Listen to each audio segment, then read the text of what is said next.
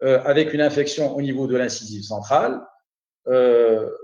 J'ai fait un sondage parodontal et vous voyez sur le sondage parodontal, contrairement au cas précédent où on a fait des incisions de décharge de part et d'autre, qu'on a une perte osseuse qui est plutôt décalée sur l'incisive centrale de l'autre côté, sur la 11. Et donc, j'ai choisi de faire mes incisions de décharge complètement décalées. On voit la fracture ici de cette incisive centrale avec cette perte osseuse. Et puis, comme d'habitude, je n'hésite pas. J'essaie de placer tant bien que mal mon implant au niveau de la table palatine. Je l'enfuis légèrement parce que j'ai un implant qui me permet de faire ce genre de choses, parce que c'est un hexagone interne, c'est un code Morse, donc je peux l'enfuir jusqu'à avoir une certaine stabilité primaire minimale de 45 newtons, et je vais placer mon moignon en soudure à froid immédiatement sur cet implant, et je finis par réaménager avec de l'os allogénique, PRF, et je fais mes sutures, et tout de suite le patient, le jour même, il sort avec une prothèse transvissée sur son implant comme ceci, et vous allez voir le résultat à 4 ans post-opératoire.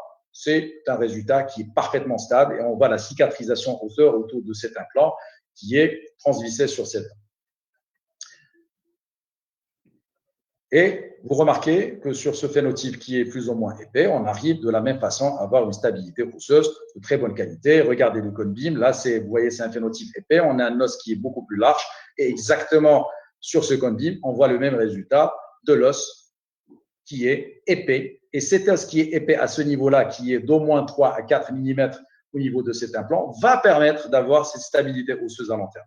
Parce que, on disait souvent on a dit que le fait de faire une extraction implantation immédiate était justifié par le fait de bloquer la résorption osseuse. Il s'est avéré que c'était une notion qui était fausse. Pourquoi? Parce que l'os, il continue de se résorber dans le temps.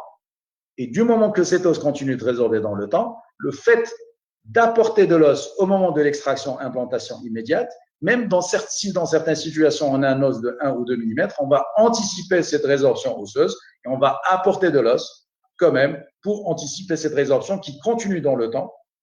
Et c'est la raison pour laquelle on va toujours chercher à avoir un minimum de 2 à 3 mm au niveau osseux. Et si on a cette qualité d'os autour d'un plan, ben vous pouvez être certain qu'on va avoir une qualité de gencive de la même façon, de très bonne qualité. Voilà notre cas d'une incisive centrale.